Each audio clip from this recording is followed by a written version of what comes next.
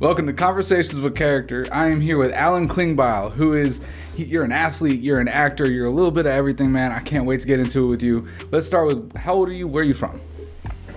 I just turned 32 a couple days ago, and I'm from San Antonio, Texas. So, yeah. Happy birthday. Thank you. What was it like growing up for you? It was interesting. I grew up in the San Antonio area until I was about like in middle school, and everything was pretty great there until 9/11 happened, and then like a bunch of military people left, and a bunch of like Section 8 housing kind of moved in. Had a lot of gangs involved and stuff, and I would say that kind of like shaped me a little bit in a way. And then we moved out to the country. It's like a small town called Bernie. It's a little more well known these days, but back in the day it was a real small town. So like everything shut down on Friday night. You went to go see the high school football game. You know what I'm saying? So it's good. So I guess that's sort of my upbringing. Yeah. Sounds very Texas. Yeah. So what'd you do after high school? I went to Texas A&M Galveston for a minute, and then I was trying to be a merchant marine, and I got waitlisted, and they told me, you're accepted. You'll have to take a year of classes that won't go towards your degree. So I'd have to do like a whole year that I'd have to pay for, and all this stuff. And so I don't know, I started looking for something else, and I ended up doing some like missionary work in England. So I was like a youth-focused missionary guy, just non-denominational Christian. So, but yeah, that was really cool. I got to, you get to work with all different types of kids and stuff. And I felt kind of like I connected well, and, I got to meet a lot of really cool people over there and had a lot of great experiences as well. Traveled a bit, but yeah, I did that, and then came back, intended to go back. And then I met my wife, got married. We went over there for a little bit, and the organization we're with just couldn't handle like a married couple. They were more geared towards like college kids or single older adults or whatever. But so that was kind of a bummer. Came back, tried to be a youth minister. Found I wasn't like a businessman when it came to ministry.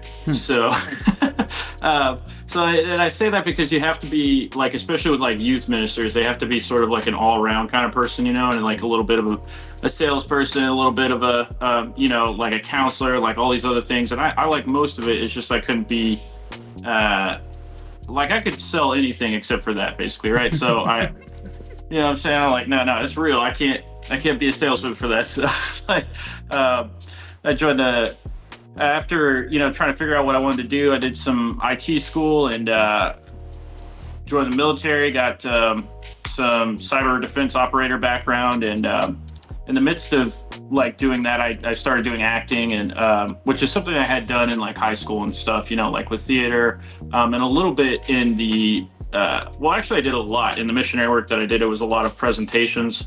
So you set up skits, and you do them for large crowds, small crowds, really wealthy groups of people, really like poor kids, so you do all sorts of things. So I enjoyed that. I thought, what the hell, when I tried to grow this a little bit during the pandemic. There was a great opportunity to be on Walker, and I guess they liked me enough to keep bringing me back, and I've just had a few other opportunities outside of that, given that I still work in sort of like the cyber realm and do like cyber defense work and stuff like that. But yeah, no, outside of that, probably due to like gang violence and stuff, I got into mixed martial arts, and when I was younger, and it kind of kept growing ever since I was a kid. And I don't know, that kind of put a fighter in me as well. And yeah, I don't know, I know a lot of people just try to nail down one thing, but I'm always those are kind of like three things that make up me, more or less. And so that's kind of who I am, I suppose, if you were wondering. I don't know, that's too much. Kind of a jack of all trades kind of guy. And yeah. Okay, so you are you do like power slap competitions, is that right? Yeah. Yes, sir. How did that happen? Like, I didn't, I knew it was a thing, but I can't imagine how like you end up competing. Yeah, it was awesome, man. I honestly, I think, I thank God every day. Like, I don't know why they called me, but I applied, and obviously I have that mixed martial arts background. I was an amateur fighter for a while, and the pandemic kind of killed that. So that was like something that I'd always wanted to pursue was like the UFC, right? Like that's always like the dream goal. It's like they're the tip top of martial arts, right? So the mixed martial arts world. But anyhow, yeah, I applied. I saw Dana like post about it, and I was like, man, this is crazy. I've seen this sort of stuff on YouTube, right? But I was like, if Dana White can get behind it, I trust that this might be a good thing, right? Like this has got to be good. So I applied. I didn't hear back from him for months, and I got this like sketchy text about like, hey, are you still interested? And I was like, well, I never told anyone that I applied. So I was like, you know, being like cyber defense, I like get a little paranoid sometimes Sure. with this stuff. I'm like, yeah, maybe this is like, I don't know, China or something trying to hack me. I don't know. You know what I mean? So I was like, we'll see where this goes. Yeah, so I went out there. They did all the medicals before you get out there to make sure you're all right. You know, like, what'd they do? Like an MRI, like blood work and all that jazz. So I was like, well, this is either a really good way to see if I'm a viable candidate for like kidney donation or something, or like, this is a real deal, man. So they fly me out there. I get down. And they're like, we'll pay you this amount of money to walk into the ring. We'll pay you this amount of money to if you win, you'll get a chance to meet Dana. You know, you'll get to meet Mike Bisping, all these big, you know, names and stuff like that. And you're like, I don't know, I guess. And so you go through the motions, and you're like, I'm standing there, and they were filming Tufts at the time because this is Power Slap 1, right? So it was like freaking Conor McGregor is just like walking into the back locker room. You know what I mean? Is it Mike Chandler? Wait, no. Yeah, that's right. Chandler's there. I get to shake his hand. You know, I was too afraid to walk up to Connor. You know, like I was like, I don't know, man. He's a star, right? So he's a stud. But Chandler was super cool. You know, you get to see all these UFC fighters. They're like, hey, you can go and train at the UFC PI if you want to. Go use the sauna and the ice baths and all this other stuff. And I was like, okay. And you know what I'm saying? You're like, yes, for real though? Yeah, yes, I'll take you up on that. All right. You're in there, and there's just all these fighters, and you're like, what the hell? What is going on here? You know, it's like they didn't separate you at all. You're just exactly treated like for you. Yeah, man. So get in there. I do well, and they're like, hey, we want to sign a contract for you. And then, that's just kind of how I ended up doing it, more or less. Yeah. Now, I know you had the MMA experience, but like that slapping competition, like it's no joke. Like it's strategic where they hitting on their like. Did you have to like practice your slap? Oh yeah, man, absolutely. I've got a bob, like, you know, I'm always practicing, and you know, like other stuff, like you have pads or a bag. I mean, I do a lot of things to try and prep for that, as well as, you know, I continue to do like mixed martial arts training and things like that. So, but yeah, man, no, like especially your neck and learning how to take a hit and like at this higher level now, because like at the beginning it's just kind of like, it's almost not quite a joke, right? But you're like, I don't know like what it is I'm doing exactly. And then you like talk to these guys and you're like, wait a minute, there is a technique to this, and there's a way to defend, and you do have to breathe and bite down at the right time. And so sure enough, I trained my ass off for the second fight because I was going up against the number one guy. Oh. And like I won, you know, and that was huge for me. Like, I unfortunately lost my last fight, but yeah, no, it's all, you know, it's fairly new. It's like learning, okay, what muscles do I train? How do I brace for this? Like, at exactly what millisecond do I bite down? You know what I mean? That kind of stuff. So yeah. When are you supposed to bite down? Okay, so there's, I mean, you know, take it with a grain of salt, right? Everybody's different. But like, as soon as I see like the slap coming right about here is when I believe is the best time to bite down. So I didn't do that last time. I bit too early, and I didn't like defend in the way that I normally would defend. So I don't think the energy transferred correctly, and you know, it was more of an upward hit, and it just caused my head to jostle more, as opposed to like, you know, doing the proper defense. It kind of like goes across you. So yeah, I don't know if that makes sense or not, but yeah. I think it does. I mean, I've never done anything like it, but you know, what year was that? Man, that was the beginning of last year. Oh wow. So yeah, like about a year ago now, exactly. So all right, you ended up getting a gig with CW on Walker. Yeah. Tell me about how that happened and what the experience has been like.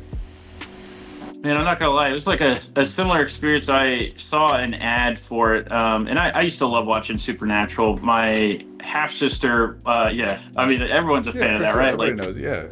Yeah, exactly. It's a badass show. So, a funny fact is that my sister went to high school with Jared Padalecki, right? Huh. So she's my half sister.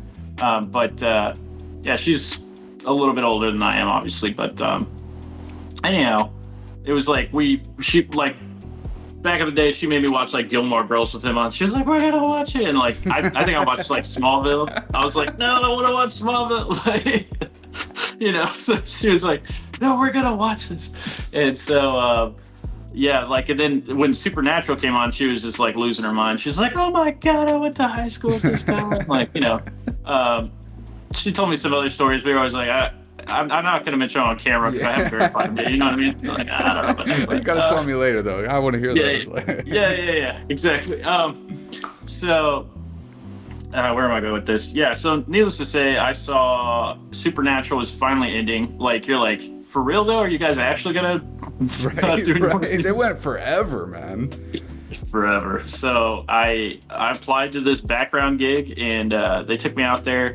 I almost got bumped up to a principal role, and then they were like, if we do that, we can't use you next time. And I was like, oh, okay, that's fine. I'll come back and do the same. Like, I was like a bar character or something like that, right? And they're like, no, we want you to come and be a regular Texas Ranger. And I was like, well, hell yeah, I want to be a Texas Ranger in Walker, Texas.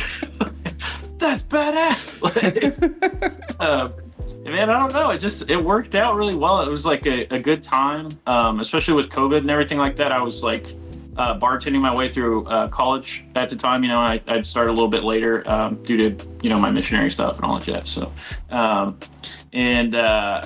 yeah, so it was like that job had slowed down. Walker was like, come be a ranger. And I was like, man, this is super crazy and cool. Cause like the first time I was a ranger, I was like right next to Jared Padalecki, and I was like, what the hell?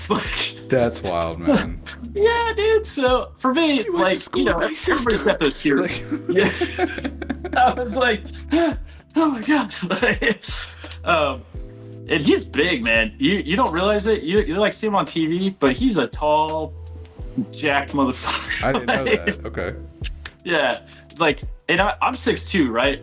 And I swear to God, he's like listed as like 6'3" or something like that. And I promise you, when you see him, you're like, you got to be like 6'5" or 6'6". Like, he's a tall bastard. But he's very well in shape. So you're like, God damn! Like, I would never want to get in no bar fight with you. But yeah, man. So that was super cool. Everyone's got like their role model or their hero or something, or somebody they followed for a long time. And so you see this guy, and I was like, holy shit. So I just try to keep together, right? Like, all right, you just want me to do this really quick thing? Like, I'm gonna try and pretend like that guy's not right there, and that's a lot for me. So, but over time, I got to know everybody, like the crew and the rest of the cast. They were super cool, and I guess they liked me enough to just keep bringing me on. And like it's a little bit difficult with like my cyber job and things like that to always take time off for that, but but it works out. So I don't know. It's always good. Yeah. How many times have you been on the show? Man, a lot. Yeah. A lot. Yeah. Like, so it's done. Like how many days does it take to shoot your parts of the episodes? Oof. It just depends. I mean, because I've worked on an episode that we've shot like 5 or 6 days on, and sometimes it's one day for like 2 hours, and then they'll scrap a scene, and then they're like, all right, I guess we're not gonna use you guys, and you're like, okay, cool, no problem. Like, I get paid. I still got paid. Yeah. Yeah. So, but yeah, man, I don't know. Like, half the time I go out there, I just enjoy it because I know everybody so much, so it's like a little bit extra cash, just a good time, hang out, and then get the opportunity to get my face on camera again and act. So yeah. Is it a goal of yours to go full time with the acting or the competition stuff? Probably both. Yeah, definitely. I'm pursuing both of those things very hard. I'm always training for mixed martial arts, and physically training. Like I have like a strength and endurance coach that I hired that works with like other UFC fighters, and then like, but with the acting, just doing online classes and doing other small gigs, as well as like trying to work up. Like I've had a few auditions, and I have a few upcoming auditions for like real feature films, like real full-on roles that people get to see like 100% of, like you know, like a more of a like a massive supporting character or a co-star or something like that, right? So I've been working on it, you know, submitting to people, and you know, I've had the blessing of having a great publicist who's been getting me a little bit more connected and things like that. So obviously, as you know, so shout out Steven Cuoco, man, great guy. Yeah, he's amazing. So yeah, I don't know. So like I said, I'm practicing mixed martial arts, power slap, and acting. I'm trying to go hard into making that a full-time gig. So I'm trying to like phase out of my current position. But the nature of the job, sometimes it makes it difficult because you're like, you know, like I don't want to say what I deal with necessarily, but it's like one of those positions where you're like, this really makes an impact in the world. So you're like, okay. When I leave, you gotta like, yeah, I want to do it well so that like someone else is there to, you know, take over more or less. Sure, it's not just like a, hey, I quit, I'm out, and everything's okay. It's yeah, for sure. No, yeah, that's fair. But what's the dream with the acting and the MMA? Like, what's the biggest role that you would ever want? What's the biggest opportunity with the MMA you'd ever want? Oof. I'm not gonna lie to you. Like, I would love the opportunity to be in the octagon and be on UFC and fight like the top fighters. You know, like to me, I don't know. There's just something about it. You know, maybe it's just the time I grew up in or something. And maybe watching too many action movies or something like Bloodsport just got instilled in me or something. You know what I mean? But like.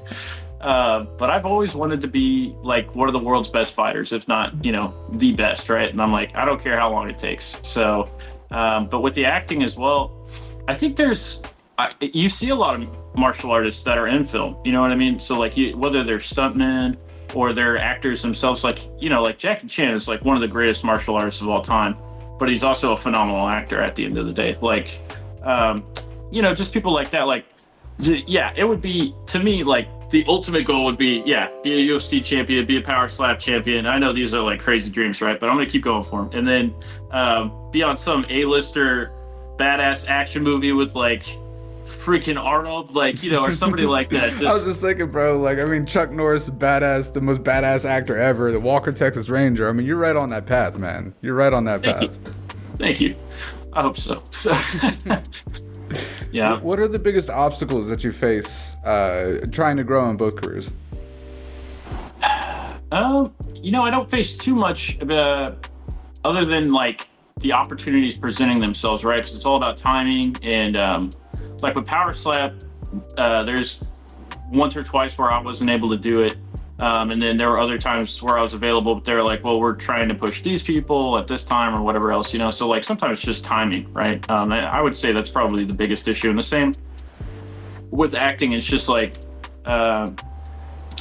yeah, you know, like cyber defense operations, it's like, well, sometimes I have to say no to this situation, unfortunately. And it sucks. It hurts real bad, you know? And I try not to think about it, but I'm like, I really want to do that.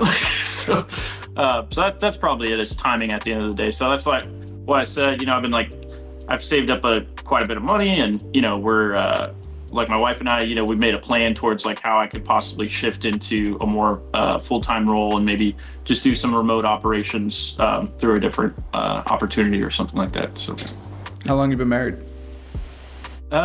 We are coming up on 10 years in October 18th. Wow. So wow. Is she ready for a big change if you do land some big acting gig that could take you, you know, some overseas thing for a couple months? Like, well, yeah, I mean, and maybe that's, you know, like one of those blessings about the job that I have right now. Like that happens to me anyway. So it's like she's used to it. Yeah, no, with the military and everything like that, like I've had to be gone and it sucks, but she's used to it by now. So sure. What do you got coming up in 2024? I definitely have a power slap match at some point. I've done, you know, they had me scheduled for all the medicals and gotten certain licenses and stuff like that renewed. I wish I could be in the war room so I could tell you exactly when that is. You know, like sometimes you see it all the time. The UFC fighters like, I don't know, I'm hungry for a fight. Like, that's me right now, man. So I'm waiting. And with acting, like I said, I got a few roles that I'm auditioning for. You know, like one's possibly going to be, well, no, it's associated with Netflix. So I really hope I land that one, because that would be, it's just like landing a Netflix movie. That would be big, Can you talk about them at all, or do you not want to? I don't think I'm allowed to talk about it yet. So, yeah, but yeah, no, that's where I'm at right now. It's not like, I don't. It's not going to be with like Ryan Reynolds or something like that. You know what I mean? It's not like that would be awesome. I would definitely just be like, I'm not going to say who it is, but if you like Deadpool, but no, it's like Deadpool. You know what I mean? You may remember him from such films. It's like, that'd be awesome, right? Some like low level dude you've never heard of or whatever. No, no, it would be. I mean, it's gonna be like Netflix is attached to it, right? So that would be amazing. I hope that pans out. So that would really, kind of enhance my career. The other ones, feature films, but quite they're. I don't know because I'm not that far along in it yet. Like they kind of like give you more information as you go, and if you land the role, like sometimes they don't even give you the actual title of the film or whatever, right? Like it's like here's your script and like read these lines, and it's like I don't know, something crazy, right? Like Birdie Town, and then it like ends up being like how like the Texas Hold'em gang or something like that. And you're like, how does that relate? Like, so like there's one I saw recently. I have a buddy who was like a costume guy on there, and he was like, God, I want to say it was something crazy. It was like chocolate something, and then now it's like literally like the Texas something another, and I'm like, those are very different names. Like it's like a law enforcement versus like a hippie film. I don't know. You know what I mean? You're just like, what the hell? Like, it's like government contract names. They never make sense. Like, bingo. You're exactly right. What the hell did that come from? Yeah. Before we end the interview, what kind of life advice would you have for anybody watching? Well, let me just say this. If you are alive today, it is like one of the craziest times. We're able to have like this interview from, not that you haven't been able to do this for a long, many eons, but, or decades at least, but, we're able to have these interviews. You can post content, all that kind of stuff, and you could be a nobody and become somebody overnight. And so I would say if your goal, just whatever your goal and your dream is, I hope you write it down. I hope you have real small steps you can take towards it. And I hope you just never quit, because I think if you have a dream or you have a goal in life and you really want to pursue it, surround yourself with people that can enhance those situations for you or find some way to make you more successful so that those opportunities can become real for you. So that's what I've done with my life, and it's worked out really well. And always be polite and be as nice to people and treat people the way that you want to be treated. And I promise you, things will work out for you. So, man, you couldn't have scripted that better. That was a great answer. Thanks. Well, Thank you, man. It's funny because you're talking about your sister knowing what's his name from the show, Jared. And but now I feel like I'm gonna look up in 6 months and see you on Netflix and be like, man, I interviewed that guy. Hell yeah. I hope. Thank you, man. I hope so. So we'll see for sure. Well, I appreciate your time, man. This has been Conversation with Character with Alan KlingBeil. Follow him up, hit him up, wait to see what his next role is. I can't wait. I'll see y'all next time. Peace up. The most prestigious network in the land, the Signature Series Network.